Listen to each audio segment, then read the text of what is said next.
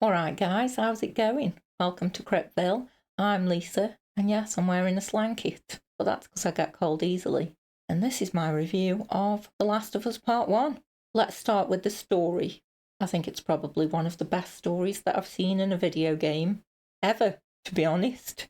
So you've got Joel. He's a 50-something-year-old man. He's lost his daughter during, well, a zombie apocalypse, I guess. But they don't refer to these things as zombies, they just call them infected. So there's been a pandemic of some kind of cordyceps infection. And he gets paired with 14-year-old Ellie, who is immune to this infection. And he has to take her from Texas, where it's set at the beginning, and he has to take her across some states in America, I can't remember which ones, just on foot. Sometimes they are able to get a car, and he has to take her to a quarantine zone that's led by some kind of militia group called the Fireflies, in the hopes that they will be able to find a cure for this infection from Ellie's blood, I guess. And it's just about how they go about this, how their relationship changes along the way.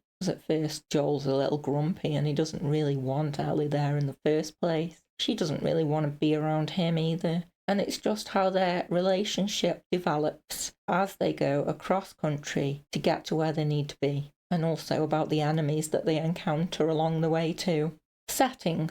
Well, it's set in sort of a post-apocalyptic world. There's not very many humans left because everyone, well, a lot of people have become infected and they've either become runners, clickers or bloaters. And so everywhere is sort of all overgrown. And yeah, it looks great. It looks really pretty in places. But I mean, I wouldn't want to live there. I wouldn't want to live in a setting like that, to be honest. Yeah, it's quite unsettling, but also quite beautiful at the same time. Characters. As I mentioned before, we have Joel and we have Ellie. But then we've also got Joel's brother Tommy, who I also love. And then there's Bill. Bill, who's a crazy, crazy guy. Quite liked him too. And not forgetting Tess. Oh, Tess was my favourite. She was one of my favourites anyway. But of course, Joel and Ellie have got to be my ultimate favourites. Of course, they are the main characters. I just love their relationship and how it develops throughout the game from, well, as I mentioned previously, Joel is just a grumpy old man, basically. And Ellie is Ellie, a teenage girl. And you wouldn't think that that would work, but it does. Graphics. Yeah, the graphics in this game are beautiful. Absolutely beautiful. I mean, it's not quite like real life, but it's pretty damn close. And when you see all the clickers and the bloaters, it's quite gross, to be honest. Absolutely gross. So yeah, the graphics are definitely doing the job. And I did play this game a few years ago on the PlayStation 4 before it became Part 1, when it was just called The Last of Us. And yeah, there's a definite improvement from that game to this. I mean, I think it is a remake, so there should be. Combat. As I mentioned previously, I have played this game when it was just The Last of Us. And in that game, combat was very, very challenging for me. But in The Last of Us Part 1, it was much better.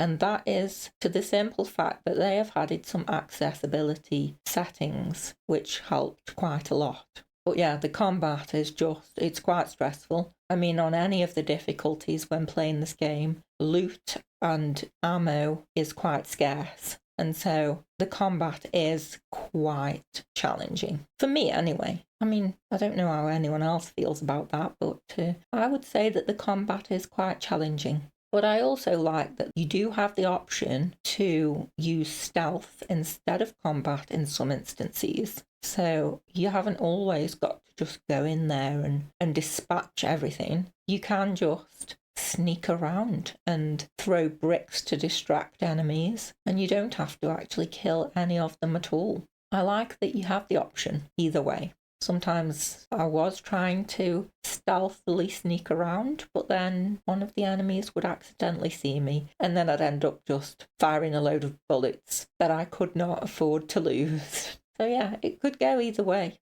Accessibility settings.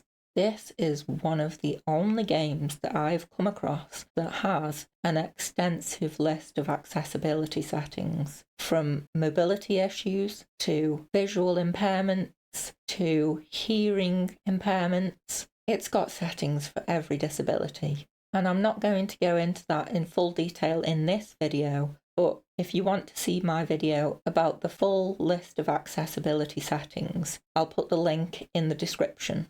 Conclusion. Well, I think this is one of the best games I've ever played in my entire life, to be honest. It's got a great story, great characters, a beautiful but unsettling setting. The graphics are really nice to look at, and you have the option to fight your way out of a situation or stealthily sneak out of the situation. And it has an extensive list of accessibility settings. And so I would rate this game, are you ready for it? 5 out of 5 stars. Actually, I would go beyond that and say all of the stars, just all of them, all of the stars. And I would definitely recommend playing it. Go and play it right now. Or just watch me. You could watch all my playthrough on my YouTube channel if you like. Can't guarantee that I'm any good at it though, but I'll let you be the judge of that. Anyway, that's it. That's my review of The Last of Us Part 1. Please like and subscribe, and I'll see you all soon.